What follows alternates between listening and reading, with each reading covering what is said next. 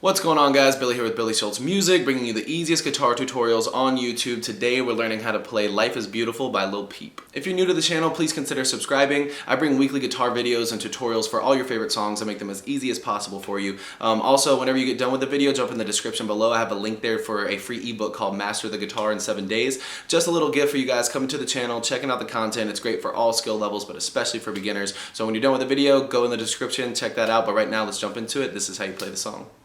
Alright guys, this song is relatively simple and straightforward, so you're going to start with a capo on your 3rd fret. You're using 4 chords throughout the whole song. The first one is a C,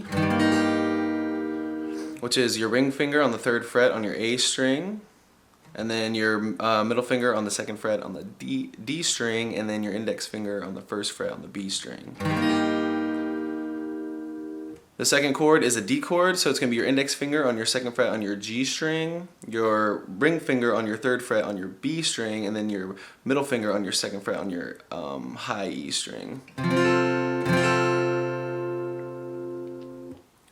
Third chord is going to be E minor, so what that's going to be is your middle finger on your 2nd fret on your A string, and then your ring finger on your 2nd fret on your D string. So there and there. And the final chord is a G chord. A lot of times you'll see it played like this. You can play that if that's how you like to play it. It's easier for me to switch from the E chord by just leaving my middle finger on the 2nd fret on the A string, putting my ring finger on the 3rd fret on your thickest string, your low E string, and then putting my pinky down on the 3rd fret also of the high E. That's just an easier transition for me. If you guys want to play the G this way or totally the same thing, it's up to you. Now, there's not really any guitar in the actual song, so any way you strum through these chords, they'll still fit as long as you do them in that order. But if you want a strumming pattern to get you going, one that I like to use is just a simple down, down, down, down, up through every chord. So it sounds like this.